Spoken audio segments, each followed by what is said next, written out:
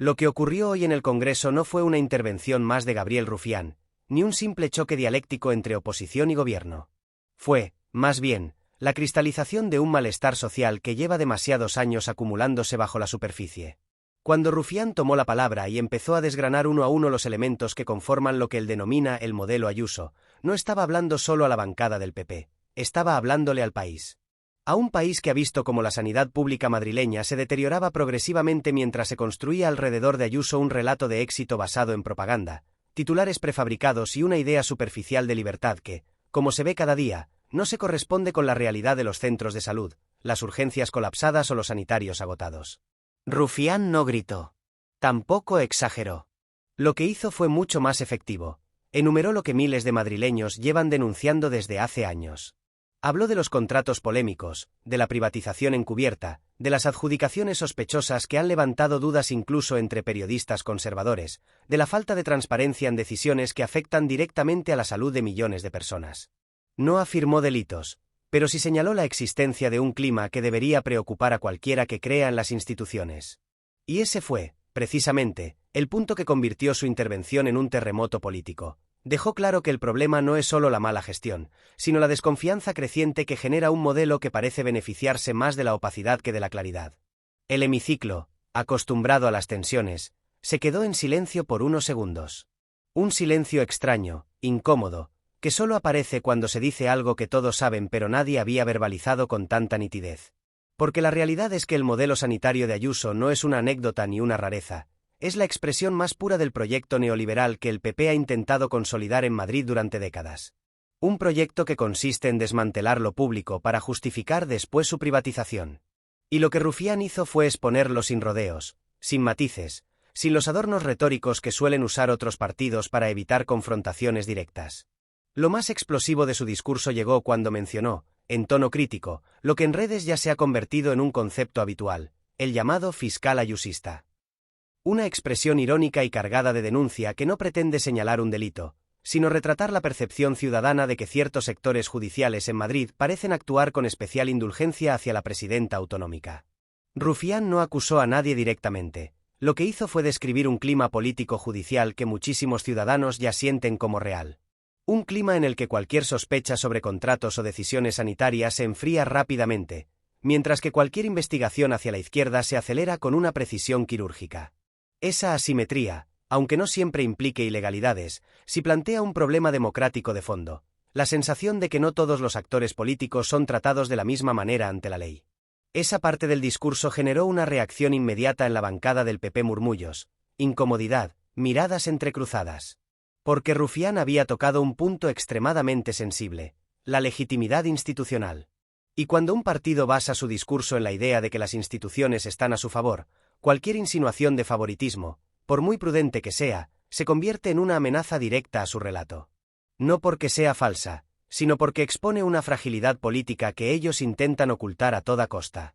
Pero quizá lo más poderoso del discurso de Rufián no fue su ataque frontal al modelo sanitario madrileño, sino su capacidad para conectar ese modelo con algo que va mucho más allá de la sanidad. Lo que dejó entrever con claridad es que Ayuso no gobierna desde la gestión, sino desde la bronca. No desde los datos, sino desde la seducción emocional. No desde la responsabilidad institucional, sino desde la confrontación constante, calculada, repetitiva, diseñada para generar la sensación de que cualquier crítica hacia ella es un ataque a los madrileños. Ese juego narrativo funciona mientras no existan grietas visibles. Pero cuando la sanidad se derrumba, cuando la gente no puede obtener una cita médica, cuando la precariedad se convierte en norma, la bronca deja de tapar la realidad. Y eso es lo que está ocurriendo ahora. Rufián describió esa fractura a la perfección. Retrató la paradoja central del ayusismo, un modelo que presume de libertad pero que limita derechos básicos, que dice defender lo público mientras deriva recursos a lo privado, que se presenta como eficiente mientras la vida cotidiana de los ciudadanos desmiente cada palabra. Y lo hizo sin necesidad de insultar, sin caer en la caricatura, sin recurrir a exageraciones. Esa sobriedad fue su arma más efectiva. Porque cuando se habla con contundencia pero sin estridencias, el mensaje entra directamente, sin filtros, sin resistencia. El golpe político fue tal que incluso algunos diputados de la derecha, aquellos que suelen reír o ironizar durante las intervenciones de la izquierda, bajaron la mirada. No porque estuvieran convencidos por el argumento, sino porque sabían que no tenían una réplica sólida. El problema de defender el modelo sanitario de Ayuso es que no hay datos que lo sostengan. Hay propaganda, sí. Hay titulares, hay discursos grandilocuentes, hay anuncios de inversiones que luego no se materializan o se ejecutan de manera tardía. Pero lo que no hay es mejora real de los servicios públicos. La jugada de Rufián fue aún más inteligente cuando conectó esas deficiencias con la idea de que, pese a las sospechas públicas, la revisión institucional de estos temas suele quedar estancada. No dijo que hubiera corrupción, dijo que hay un modelo que merece ser investigado, revisado y puesto bajo el escrutinio ciudadano. Esa sutileza fue lo que descolocó al PP porque no podían acusarlo de difamación, pero tampoco podían negarlo sin quedar como defensores acríticos de un sistema que claramente no funciona. Al terminar esa parte de su intervención, el ambiente en el Congreso ya no era el mismo. Lo que había comenzado como un debate sobre sanidad se había convertido en una discusión sobre transparencia, confianza institucional y uso del poder. Y esa ampliación del campo político fue devastadora para Ayuso, porque en todos esos terrenos su figura aparece debilitada. No por ataques partidistas, sino por sus propias decisiones, por su propio estilo de gobierno, por la acumulación de polémicas que ni ella ni su entorno han sabido gestionar con claridad. A partir de ahí, Rufián intensificó el tono, pero no la forma. Lo que hizo fue plantear una tesis que resuena de manera profunda en el imaginario progresista. Madrid no está gobernada por un modelo liberal de éxito, sino por un experimento neoliberal que usa a la ciudadanía como moneda de cambio. Un experimento que degrada lo público para que lo privado parezca inevitable. Un experimento que convierte la precariedad en justificación. Un experimento que desresponsabiliza al gobierno mientras culpabiliza al ciudadano. Y ese experimento, según denunció, no se sostiene sin complicidades institucionales. Esa es la clave del discurso, la idea de que Ayuso no gobierna sola. Que detrás de su figura hay una red ideológica, mediática y judicial que le sirve de blindaje. Un blindaje que, si bien no implica necesariamente ilegalidades, sí crea una atmósfera de impunidad política. Una impunidad que permite que la presidenta madrileña salga indemne de polémicas que hundirían a cualquier otro gobernante autonómico. Y Rufián, con su intervención, empezó a desmontar ese blindaje pieza por pieza. Lo que quedaba claro al finalizar la primera parte de su intervención era que Ayuso había recibido un golpe político que no esperaba. No porque fuera nuevo, sino porque esta vez no venía acompañado de exageraciones que pudiera ridiculizar. Venía de un análisis frío, duro y perfectamente articulado. Y eso, para su equipo, es el peor escenario posible. El día después de la intervención de Rufián no fue un día normal en la política española. Ni para el Congreso, ni para los medios, ni para el PP madrileño. Lo que él había dicho no se quedó en el hemiciclo, se expandió como una onda de choque que atravesó redacciones, tertulias, despachos institucionales y conversaciones ciudadanas. Ayuso, que hasta ayer parecía una figura inmune al desgaste, amaneció convertida en el epicentro de un debate que no controla, que no puede manipular del todo y que, esta vez, se sustenta en algo más profundo que los titulares o la batalla cultural. Se sustenta en la vida cotidiana de la gente. La sanidad pública no es un concepto abstracto, y por eso el golpe fue tan efectivo. Cuando Rufián habló de modelo Ayuso, no estaba describiendo una teoría política, sino una experiencia real que millones de personas reconocieron inmediatamente. En sus palabras estaba el padre que lleva semanas intentando una cita para su hijo, la médica agotada que encadena contratos temporales, el anciano que espera horas en urgencias, la enfermera que se va a otra comunidad porque Madrid no le ofrece estabilidad. Estaban también los profesionales del Cendal que denunciaron la improvisación constante, las externalizaciones absurdas, la falta de medios. Estaban los centros de salud desbordados. Estaban los pacientes crónicos que ven retrasados tratamientos esenciales. Estaba, en definitiva, el fracaso enmascarado de un modelo que se vende como exitoso pero que, en la práctica, genera desigualdad y sufrimiento. Mientras tanto, en las redacciones, los periodistas que durante años habían tratado con guantes de seda la gestión madrileña comenzaron a debatir internamente cuestiones incómodas. Algunos se preguntaban si no había llegado el momento de revisar el relato oficial. Otros, más cautos, reconocían que la intervención de Rufián había tocado un nervio social evidente. Y otros, directamente, admitían que la brecha entre el discurso de Ayuso y la realidad sanitaria era insostenible. No es que todos se volvieran de izquierdas de la noche a la mañana, es que el deterioro se ha vuelto tan evidente que ya no se puede ignorar sin perder credibilidad profesional. En medio de ese clima, el PP madrileño entró en un estado de desorientación absoluta.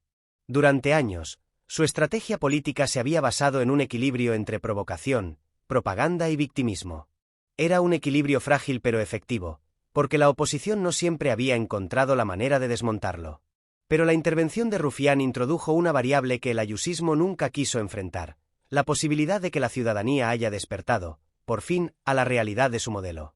Y cuando un electorado empieza a entender el proyecto político que hay detrás de un deterioro, ya no se conforma con explicaciones simples. El nerviosismo de Sol se hizo evidente en los primeros comunicados. Mensajes a la defensiva, respuestas en redes sociales escritas con prisas, declaraciones improvisadas que sonaban más a pataleo que a convicción. Algunos portavoces intentaron desviar el tema hacia la eterna guerra contra Sánchez. Otros retomaron el mantre de la libertad. Otros acusaron a Rufián de hacer espectáculo. Pero ninguno pudo negar lo esencial: que los datos están ahí, que las imágenes están ahí, que la experiencia ciudadana es incontestable.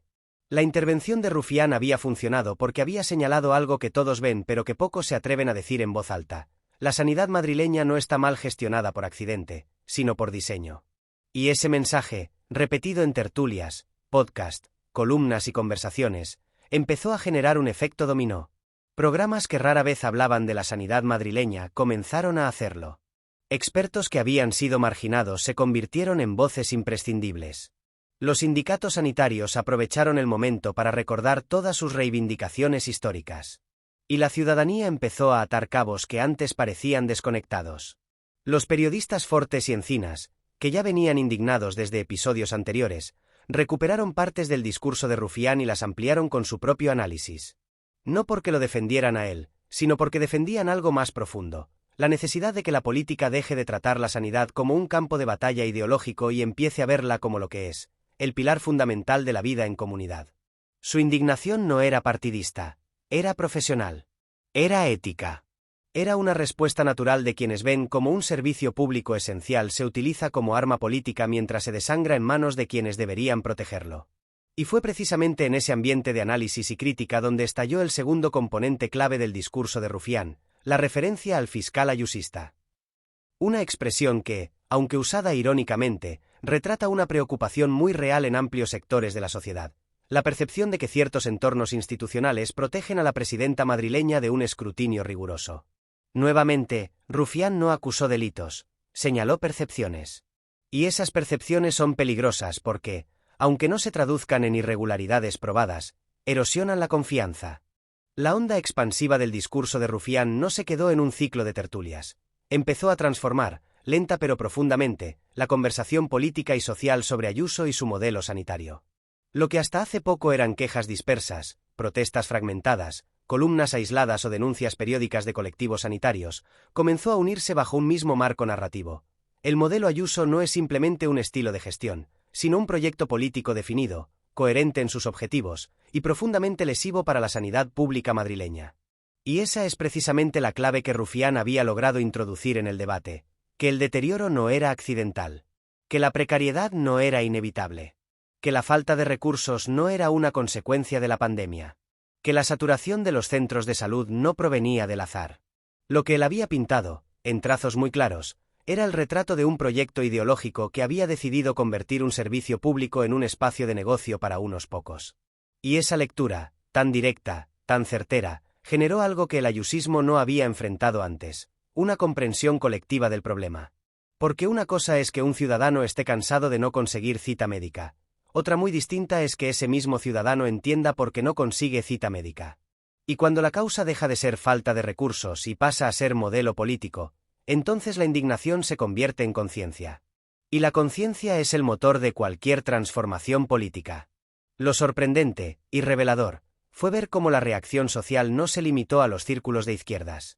Muchos madrileños que habían votado a Ayuso por inercia, por identificación emocional o por rechazo a Pedro Sánchez, comenzaron a mostrar incomodidad. No necesariamente se volvieron progresistas de la noche a la mañana, pero sí empezaron a cuestionarse si la presidenta madrileña les había contado toda la verdad. Y eso, para el PP, es un problema estructural. Un partido puede sobrevivir a críticas ideológicas.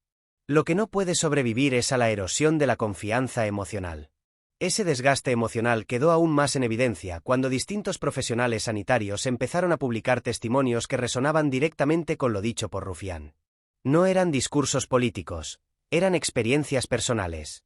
Médicos relatando guardias interminables. Enfermeras describiendo la precariedad con la que trabajan. Técnicos recordando que muchos centros de salud siguen cerrados o infrautilizados. Familias contando que tuvieron que recurrir a urgencias por no poder ser atendidas a tiempo en atención primaria. Todo ese torrente de testimonios formó un mosaico cuya imagen final era imposible de refutar. La sanidad madrileña está herida, y no por azar. Y mientras esta ola de testimonios inundaba redes, programas y artículos, Ayuso seguía atrapada en su guión predecible. Repetía las mismas frases, los mismos eslóganes, los mismos ataques, como si todo fuera una cuestión de narrativa y no de realidad. Ese fue su mayor error. Porque la ciudadanía ya no estaba en el plano simbólico. Estaba en el plano material. En el plano vital.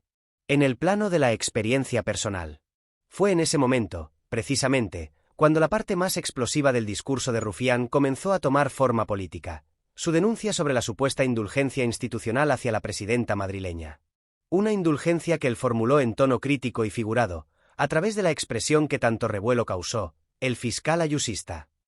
Aunque Rufián no acusó ilegalidades, la frase captó a la perfección un sentimiento extendido entre amplios sectores de la sociedad, la intuición de que en Madrid existe un ecosistema de poder político, mediático e institucional que protege a Ayuso de manera informal. Y esa percepción, más allá de su veracidad jurídica, tiene un efecto devastador en términos democráticos. Porque cuando la ciudadanía cree que los mecanismos de control no actúan con la misma intensidad para todos los actores políticos, la confianza en el sistema se derrumba. Nadie quiere vivir en un país donde algunas figuras parecen tener un escudo invisible mientras otras soportan el peso completo del escrutinio institucional. Rufián tocó precisamente esa fibra. Y lo hizo sin necesidad de acusar directamente, sino señalando una asimetría que muchos ya intuían. Esa simple mención abrió un segundo debate que el ayusismo no estaba preparado para enfrentar. ¿Por qué tantos casos polémicos en Madrid parecen disolverse sin mayor análisis? ¿Por qué determinadas informaciones tardan años en aclararse? ¿Por qué existe la sensación de que ciertas investigaciones nunca llegan a puerto? La derecha reaccionó intentando ridiculizar la expresión, pero el daño ya estaba hecho. Porque la expresión no había creado la percepción, la había descrito. Y describir una percepción colectiva es mucho más potente que intentar crear una desde cero. La ciudadanía empezó a usar la frase no como afirmación literal, sino como símbolo de algo más grande. La idea de que Ayuso forma parte de una red de poder cuya fortaleza no proviene solo de los votos, sino de complicidades históricas. Mientras tanto, en los medios de comunicación, el discurso de Rufián siguió alimentando análisis que antes parecían imposibles. Columnistas conservadores comenzaron a reconocer la existencia de un problema de imagen en torno a la gestión sanitaria madrileña. Algunos incluso admitieron que el PP había subestimado el hartazgo ciudadano. Otros, más tímidos, pidieron autocrítica. La aparición de estas fisuras en el discurso mediático conservador fue un síntoma claro de que el relato oficial comenzaba a perder fuerza. La situación se volvió aún más tensa cuando varias asociaciones de pacientes y colectivos vecinales anunciaron que planeaban intensificar sus movilizaciones. No eran organizaciones radicales ni grupos militantes. Eran ciudadanos organizados, familias preocupadas, trabajadores hartos. Y ese tipo de movilización es especialmente peligrosa para Ayuso porque no se puede descalificar tildándola de izquierda radical. Cuando quien protesta es una madre de Vallecas, un jubilado de Chamberí o un enfermero de Móstoles, el discurso descalificador pierde efectividad. Mientras todo esto ocurría, la clase política comenzó a moverse. Más diputados de partidos progresistas aprovecharon el clima para denunciar públicamente lo que llevaban años diciendo, que el modelo sanitario madrileño no es sostenible, que la privatización encubierta destruye la cohesión social, que la precariedad laboral sanitaria es consecuencia directa de decisiones políticas, que la falta de transparencia en los contratos debe ser revisada. Y, sobre todo, que Ayuso ha construido un relato ficticio que está empezando a desmoronarse. En paralelo, dentro del PP, algunos dirigentes nacionales empezaron a preocuparse por las consecuencias que este desgaste podía tener en el futuro inmediato. Es cierto que Ayuso sigue siendo popular, pero su popularidad, por primera vez, aparecía vinculada a críticas profundas. Y cuando un liderazgo se sostiene en la percepción de fuerza, cualquier muestra de debilidad puede desencadenar una caída más rápida de lo esperado. La tensión aumentó cuando Rufián, en una entrevista posterior, Profundizó en su denuncia y dejó entrever que más información podría salir a la luz si no se revisa la gestión sanitaria madrileña. No afirmó nada concreto, pero su insinuación fue suficiente para provocar nerviosismo. Cuando la intervención de Rufián parecía haber alcanzado su máximo impacto, cuando los medios ya analizaban la fractura en el relato del ayusismo y la ciudadanía comenzaba a comprender que la precarización de la sanidad madrileña era el resultado de decisiones políticas deliberadas, surgió algo aún más profundo y transformador. La sensación de que el debate había trascendido la figura de Ayuso. Ya no se trataba solo de criticar a la presidenta madrileña, ni de cuestionar sus eslóganes, ni de señalar sus contradicciones. Lo que estaba ocurriendo era más grande que ella. Era el principio del derrumbe cultural del modelo neoliberal madrileño. Ese derrumbe no se produce de un día para otro. No llega con un escándalo o un titular. Llega cuando la ciudadanía empieza a conectar la vivencia personal con la estructura política que la provoca. Llega cuando el colapso de un centro de salud ya no se interpreta como un accidente, sino como una consecuencia. Llega cuando la izquierda deja de sonar acusatoria y empieza a sonar descriptiva. Llega cuando el relato oficial deja de parecer una verdad aceptable y empieza a sonar como una excusa mal construida. Eso fue exactamente lo que generó el discurso de Rufián.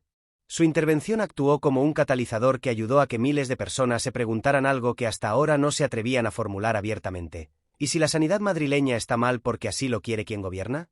¿Y si el deterioro es el camino necesario para justificar futuros recortes o futuras privatizaciones? ¿Y si la falta de transparencia no es un fallo, sino una herramienta? Esas preguntas, una vez plantadas, germinan rápido. Y nada aterra más a un gobierno como el de Ayuso que un electorado que empieza a pensar en términos estructurales. Porque la narrativa del ayusismo siempre dependió de simplificarlo todo. Si algo va mal, es culpa del gobierno central. Si algo funciona, es gracias a Madrid. Si hay críticas, son ataques ideológicos. Si hay datos, siempre se interpretan mal. Si hay sospechas, son persecuciones. Ese discurso emocional, que durante años dio frutos electorales, se debilita cuando la gente descubre que la vida no mejora con eslóganes, sino con políticas. Mientras la ciudadanía procesaba este cambio narrativo, los medios seguían alimentando el debate. Programas de análisis dedicaron horas enteras a la situación de la atención primaria en Madrid. Reportajes profundos empezaron a exponer la relación entre decisiones políticas y saturación sanitaria. Incluso algunos medios conservadores, incómodos con la magnitud del desprestigio, comenzaron a pedir explicaciones. No porque hubieran cambiado de ideología, sino porque entendían que el deterioro era demasiado evidente como para seguir ocultándolo. En ese contexto, el gobierno central empezó a reaccionar de manera estratégica. Sánchez, consciente del desgaste de Ayuso y del clima social que crecía alrededor de la sanidad pública, reforzó su mensaje de defensa del sistema público. Otros ministros hicieron lo mismo. No era una maniobra oportunista, era una oportunidad política real de recuperar algo que la derecha madrileña había erosionado deliberadamente durante décadas. La sanidad pública siempre ha sido un terreno donde la izquierda tiene una hegemonía natural, porque su defensa se basa en principios de igualdad y cohesión social. Y, en este momento, esa hegemonía podía ser reforzada políticamente. Mientras tanto, Ayuso parecía seguir atrapada en un modo automático de comunicación. Cada aparición pública repetía las mismas estructuras lingüísticas: ataques a Sánchez, referencias a la libertad, acusaciones de manipulación, victimismo institucional. Pero ese guión empezaba a sonar fuera de lugar. No porque ella hubiera cambiado, sino porque el contexto había cambiado alrededor de ella. Cuando la ciudadanía se enfrenta a problemas concretos, el ruido político deja de tener efecto. El desgaste narrativo del ayusismo se agravó cuando colectivos sanitarios comenzaron a organizar nuevas movilizaciones. Marchas blancas, concentraciones en centros de salud, comunicados de sindicatos y asociaciones profesionales empezaron a circular masivamente. Y esta vez, el clima era distinto.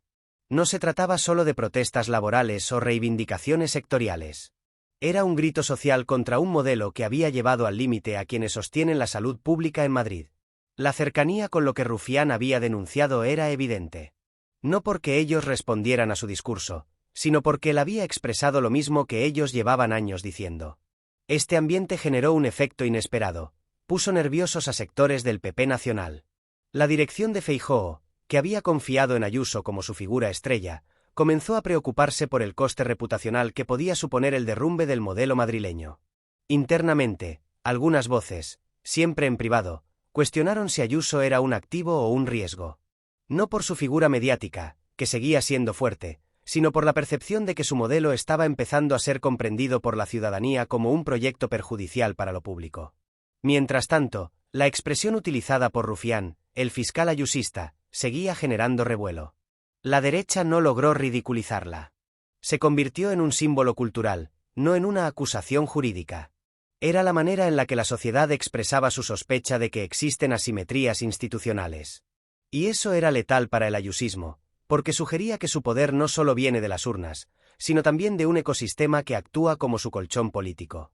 El impacto de ese símbolo se vio reflejado cuando, en varias tertulias, periodistas moderados comenzaron a preguntarse abiertamente si la justicia en Madrid actúa con la misma firmeza hacia todos los actores políticos. No afirmaban nada, pero la pregunta en sí ya era un golpe demoledor. Porque lo que se cuestionaba no era solo la gestión de Ayuso, sino su blindaje.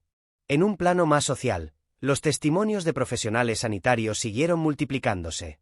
Y, en ellos, aparecía un punto común, la sensación de que la administración madrileña no escucha, que no reconoce sus errores, que no corrige sus fallos, que responde a las críticas con propaganda en lugar de diálogo. Esa percepción alimentó un descontento que ya no se puede revertir simplemente inaugurando infraestructuras o anunciando inversiones que, en muchos casos, nunca se ejecutan plenamente.